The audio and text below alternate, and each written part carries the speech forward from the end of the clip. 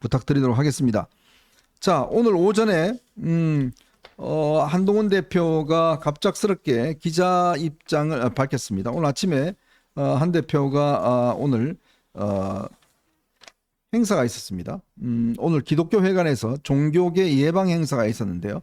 그 행사에 앞서서 한 대표가 입장을 밝혔습니다. 의료 공백 해소와 지역 필수 의료체계 개선을 위한 여야 의정 협의체를 구성하자, 이렇게 이야기를 했고요. 이 협의회에서 이 모든 문제를 해결하자라고 이야기를 했습니다. 의대 증원 문제로 장기간 의료 공백이 발생하면서 국민 불편이 가중되고 있다, 이렇게 이야기를 하면서요. 그러니까 바로 대통령실도 동의한다, 하자, 바로 입장을 밝혔습니다. 일단 지금 전체적인 이 의대 사태와 관련된 이 주도권이 대통령실에서 저는 솔직히 한 대표 쪽으로 조금 옮겨온 게 아닌가, 그런 인상을 좀 받습니다. 왜 그러냐면요, 대통령실에서 지금 현황 파악을 제대로 못하고 있다라는 생각하는 거 아니겠습니까? 네네. 지금 보건복지부 장관도 그렇고 대통령실도 그렇고 일관된 목소리가 뭐냐면은 지금 특히 응급실 관련해가지고 관리 가능하다라고 그랬잖아요. 네. 매니지가 된다는 이야기잖아요. 그런데 피부로 느껴지는, 국민들이 피부로 느껴지는 것이 관리 가능한 수준입니까? 네. 저는 사실은 응급실 뭐 최근에 간 적 없고 그렇기 때문에 잘은 모르겠는데 그러면 지금 이야기가 그 상반되는 거예요. 누구 이야기와 누구의 이야기가 상반되는가? 보건복지부 차관의 이야기하고 그 현직에서 일하고 있는 의사, 교수인 네. 남궁인 교수의 이야기가 달라도 너무 다른 거예요. 맞아요. 그럼 저 같은 사람 입장에서는 그래도 보건복지부 차관이니까 차관이 더 잘 알겠지. 의사가 뭘 알아? 이런 식으로 생각하면서 보건복지부가 잘할 거야. 문제 없을 거야. 이렇게 안심이 되겠습니까? 네. 아니면은 현실로 진짜 그 모든 답은 현장에 있다고 그랬잖아요. 현장에서 고군분투하면서 나 지금 시한폭탄이다. 나도 언제 터질지 모른다. 내가 진짜 할 수 있는 게 그 뭐 한 시간에 한 명 볼까 말까 하는데 지금 뭐 한 시간에 뭐 대여섯 명 이상씩 지금 보고 있다. 이런 식이다. 이렇게 간절하게 그냥 급박하게 이야기하는 그 이야기가 더 귀에 들어오겠습니까? 네네. 그다음에 더 중요한 건 뭐냐면요. 저같이 그냥 응급실에 가본 적이 없는 사람이 문제가 아니고 실제로 본인이나 아니면 부모님이나 아니면 자기 아이를 데리고 응급실에서 뺑뺑이를 당해본 국민들이 있다는 거잖아요. 네. 그것도 한둘이 아니란 이야기잖아요. 그 사람들의 그 절박한 이야기가 훨씬 더 실감하고 실감적으로 다가오는 건데 이런 부분들에 대해서 뭐 먼 나라 이야기하는 것처럼 하니까 그러니까 국민들이 불만해지고 불만이 생기게 되고 그 불만이 더 증폭되고 있는 것이 아닌가. 저는 그런 생각이 듭니다. 특히 오늘 이제 아마 이 입장이 대통령이 지난 29일 날, 지난달 29일이군요. 그날 기자회견 할 때 뭐 의료 사태 큰 문제 없다. 그리고 뭐 현장에 한번 가봐라 기자들, 뭐 이렇게 이야기를 하셨잖아요. 그래서 그때부터 대통령이 지금 현실 인식을 제대로 하고 있느냐, 이런 비판이 일었습니다. 그래서 이제 한동훈, 그다음에 이재명 뭐 대표들이 이제 응급실을 방문을 했어요. 그러자 이제 지금 최근에 뭐 응급실 관련된 기사들이 막 언론에 쏟아져 나오고, 또 어떤 언론사 같은 경우는 24시간 르포를 하면서 그 응급실 상황을 전달했습니다. 그리고 최근에 응급실을 가다가 특히 조선대 여학생이 아마 전날 조금 음주를 했던 것 같아요. 이 여학생이 지금 그 학교 벤치에 심정지 상태로 누워 있었는데, 문제는 그 자기네 학교인 조선대 병원에 못 갔다는 거예요.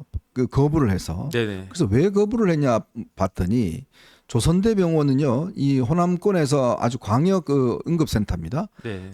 근데 응급 전문의가 없었대요. 그 시간대에. 조선대 병원에도 네. 그 왜 대학병원인데. 대학병원인데 왜 없었대요? 왜 네. 그러냐 하면 여기 7분이 계시는데 네. 돌아가면서 이제 근무를 하다 보니까 이게 이제 그 응급 전문의가 빈 시간이 있었대요. 네네. 그때는 일반의가 내려와서 근무를 하는 시간이었대요. 근데 마침 그때가 일반의가 근무하고 있을 때랍니다. 네네. 근데 일반의는 이런 거를 처치를 하기가 어렵대요. 네. 자, 그래서 우리 병원에서는 지금 못 받습니다.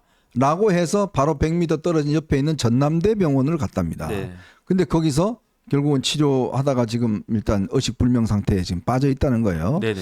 그리고 또 최근에 부산에서 또 한 그 근로자가 이 분이 또 70대 분이 또 병원을 이렇게 뺑뺑이 돌다가 결국 또 치료를 못 받고 돌아가시는 사고가 있었고, 뭐 이런 것들이 지금 계속적으로 이게 있다 보니까 지금 이 대통령이 특히 충격을 받은 게 뭐냐면 이 성모병원을 갔었지 않습니까? 네네.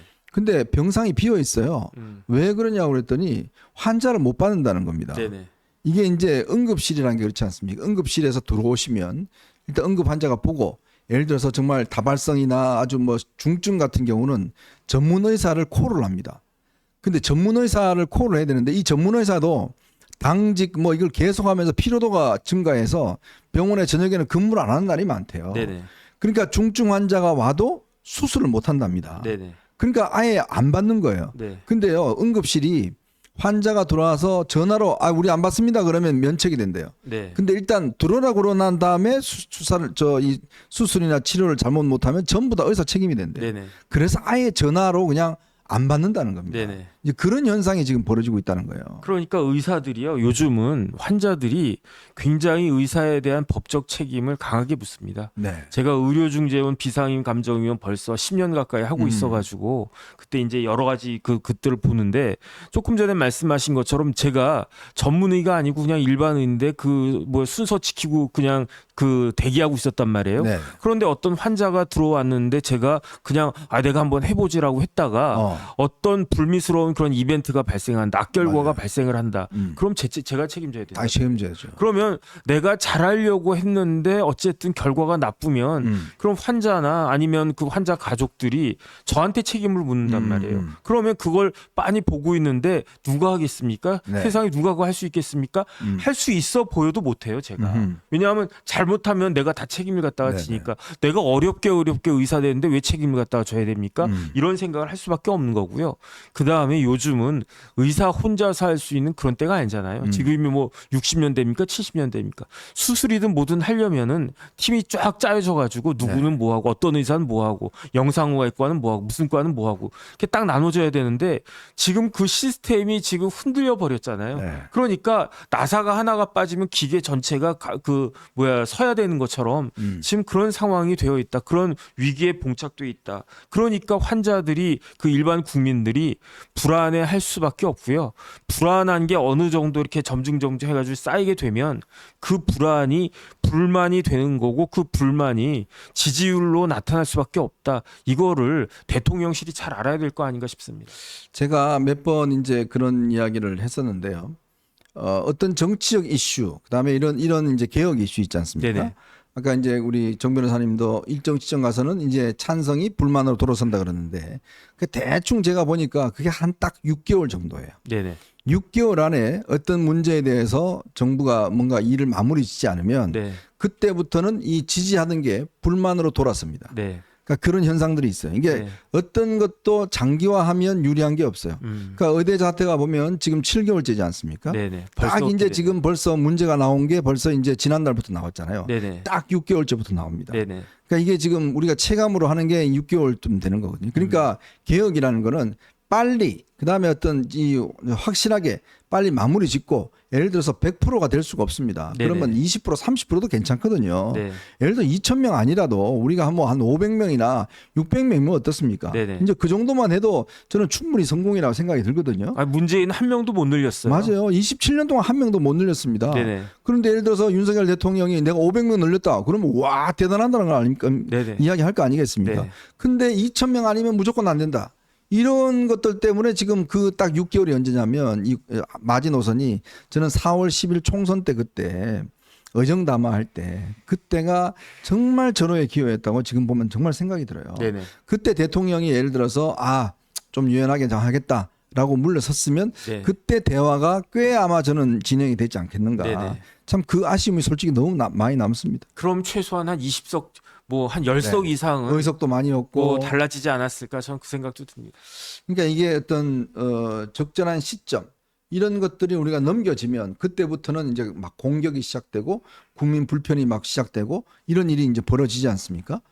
그래서 지금 뭐 우리가 어떤 독자분들은 이제 아니 이거 옛날에도 뭐 뺑뺑이 있었다 뭐 똑같다 이렇게 이야기하시는데 당연합니다. 옛날에 뺑뺑이 있었는데 문제는 지금은 그 질적 수준이 훨씬 더 심각해졌다는 거예요. 그러니까 옛날에도 물론 이 의사가 부족해서 있었지만 그래도 옛날에는 전문의 하나에 전공이 한 3, 4명 정도는 있어서 네네. 남궁희 교수가 이야기하는 것처럼 심정지 환자가 한 3, 4명 와도 그래도 버텨냈는데 네. 근데 이제 지금은 뭐냐면 응급 전문의들의 피로도가 너무 높아져서 네. 문제는 조만간 이들이 병원을 다 떠날 수도 있다는 그런 굉장히 지금 어려운 상황인 거예요. 그러니까 의사가 100명 있는데 그중에 10% 10명 의사가 내가 그래도 내가 의사로서 그 헌신해야지. 내가 네. 의사로서 사명을 다해야지. 그 의사 10명이 지금 의료계를 지탱하고 있었던 거 아니겠습니까? 네. 그런데 사람이 슈퍼맨이 아니잖아요. 지금 말씀하셨지만 벌써 6개월, 7개월째 들어가고 있단 말이에요. 네. 그러면 그 헌신적인 생각을 갖고 있는 의사 선생님들, 진짜로 존경할 만한 그런 의사 선생님들 10명이 지금 나가 떨어지기 일보 직전이라고요. 맞아요. 그러면 10명 가지고 허걱대고 왔던 게 지금 2명, 3명밖에 안 남은 거고 그러면 또 시간 한두 달 지나면은 그야말로 다 초토화되는 것이 아닌가. 네. 이와 같이 굉장히 급박한 상황일 것으로 저는 추정이 되는데 거기에 비해서 대통령실은 보건복지부 장관 차관은 너무너무 한가한 소리만 하고 있으니까 그러니까 더 불안해지는 것이 아닌가 싶습니다. 참 그래서 이 대통령이 아마 여기 응급실 다녀오시고 난 다음에 1급 비서관들 17명을 전국 17개 시도에 다 배치를 했잖아요. 네네. 그 이유가 뭐냐면 이들이 거기 가서 뭔 도움이 되겠습니까? 뭐 진짜 청소 아니면 뭐 딴 거 청소도 아마 저 응급실 같은 경우는 전문가가 아니면 못할 거예요. 잘못하면 뭐 감염되고 그러니까 말이죠. 네네. 그러니까 이들을 전부 다 보냈잖아요. 보내서 살펴보라고 하는 게 이제 현장 상황을 한번 살펴보라고 이제 보냈는데 이제 이 정도까지 이야기를 하면 이건 뭐냐면 아마 대통령도 그런 생각했을 거예요. 이 보건복지부 놈들 보고 진짜 못 믿겠는데? 아니 얘들은 지금 나한테 저 응급실 한 3군데만 문제 있고 그 2개도 이제 곧 정상화 된다고 이야기했는데 아마 이러실 거예요. 그래서 당신들 데려가서 한번 봐봐. 또 잘 돌아오는지 한번 봐봐. 아마 이렇게 해서 지금 17명을 보낸 것 같아요. 네네. 그러니까 그게 저희가 참 목이 터져라 이야기했지 않습니까? 네네. 저희 어벤져스만 좀 보시면 저희가 그렇게 이렇게 이야기를 했지 않습니까? 현재 지금 상황이 급박하다, 심각하다, 그리고 지금 타협해야 될 때다라고 하지만 사실은요 지금 제가 오늘 뭐 칼럼에 났기 때문에 제가 이제 공개를 해드립니다만은 지난번 4월 1일 대통령의 이제 어정담화할 때 사실 그때 물밑에서 꽤 저희 지원님이나 뭐 이렇게 좀 하셔서 꽤 이제 나름대로 합의점을 찾아갔었습니다. 대통령이 이제 2,000명 부분을 고집하지 않고 뭐 할 때는 합의점을 찾아갔었어요. 근데 이제 대통령이 그렇게 해서는 안 된다. 할 수 없다라고 거절하는 바람에 그게 다 깨져 버렸습니다. 그러다가 4월 1일 날 의정 담화문을 썼지 않습니까? 근데 제가 나중에 취재를 해보니까요. 여러분 최소한 국민에게 담화문을 쓰게 되면 네. 비서실장, 홍보수석, 정무수석 이 사람들은 기본적으로 참가를 해야 되는 거거든요. 네네. 왜냐하면 국민들 상대로 해서 이제 입장문을 내는 거니까. 근데 알고 봤더니요. 대통령이 비서실장, 홍보수석, 그다음에 정무수석 두르지 마. 그렇게 하고 정책실장과 한두 명 비서관을 데리고 그냥 그 의정담화문을 쓰셨다는 거예요. 네네. 그러니까 비서실장과 정무수석과 홍보수석이 대통령이 그거 발표하기 직전까지도 어떤 의정담화를 할지를 구체적으로 몰랐다는 거예요. 네네. 근데 그게 말이 되는 소리입니까? 참 지금 어쨌든 지금 많은 분들이 이렇게 지금 또 댓글도 달아주시고 그러는데 지금 국방부 장관 교체됐잖아요. 네. 그 다음에 이제 그 고용노동부 장관도 이제 김문수 전 지사로 임명되시고 다 좋은데 지금 보건복지부 장관도 바뀌어야 되는 거 아닙니까? 네. 저는 보건복지부 장 차관이 다른 걸 다 떠나가지고 지난 6개월 동안 해결한 게 있습니까? 하나도 없잖아요. 그러니까 그런 것만으로도 이제 저 사람들의 그 뭐라 그럴까 그거는 그 유효 기간은 네. 끝난 것이 아닌가 저는 그런 생각 듭니다. 그러니까 참 하여튼 이 문제가 이제 대통령이 조금 귀를 여시고 저는 그래서 그런 것도 한번 좀 제의를 해봅니다. 지금 우리가 추석 전에 9월 9일부터는 이제 원서 접수가 시작됩니다. 수시 네네. 원서 접수 시작되고 이건 되돌릴 게 없어요. 자 그렇기 때문에 이거는 이제 그냥 진행하지만 그런 내년부터 어떤 상황을 하기 위해서는 저는 대통령이 여야 대표를 좀 빨리 만나셨으면 좋겠어요. 네네. 만나서 거기서 일단 합의를 하고 그걸 가지고 저는 의료계를 설득을 하는 게 어떨까 이런 생각이 많이 듭니다. 네네. 그러면 훨씬아마 의료계도 이 부분에 대해서 이제 더 이상은 뭐 거부하지는 못할 것 같아요. 네네. 그래서 저는 이게 대통령한테 절대 손해가 아니라 봅니다. 손해가 아니고 대통령은요 결과가 좋아야 돼요. 과정은 중요하지 않습니다. 대통령 결과가 좋으면 그 다 대통령 공으로 남습니다. 네네. 다 공으로 남고 대통령이 나중에 업적으로 남는 거거든요. 그러니까 어쨌든 간에 이거는 올해 안에 마무리돼야 된다는 게 제가 거듭 말씀드리지 않습니까? 그러기 위해서는 대통령이 여야 대표들을 좀 빨리 좀 대통령실에 불러서 회담을 좀 하고 그 결과를 가지고 저는 결국 뭐 의사들하고 좀 이야기를 해야 되지 않을까 네네. 그런 생각이 많이 듭니다. 그러니까 어떤 정권이 성공한 정권이냐 아니면 실패한 정권이냐는 뭐 길게 봐가지고 뭐 역사가 평가한다 이런 것보다는 이게 정권이 재창출됐느냐 아니면 넘어갔느냐 거기에 의해서 정권의 그 성공 여부가 결정되는 것이다. 저는 그런 생각이 들거든요. 네. 그러니까 조금 더 대통령실에서는 현실적인 그러한 감각이 있어야 된다. 현실적인 정세 판단이 있어야 된다. 그렇지 않고는 정말로 큰일 날 수 있겠다. 그런 생각이 듭니다. 네. 그렇습니다. 뭐 지금 어쨌건 우리가 지지율도 좀 올려야 되고 여러 가지로 할 일이 많습니다. 자, 그렇기 때문에 우리가 좀 지금 바짝 정신 차리고 잘 해야 될 것 같습니다.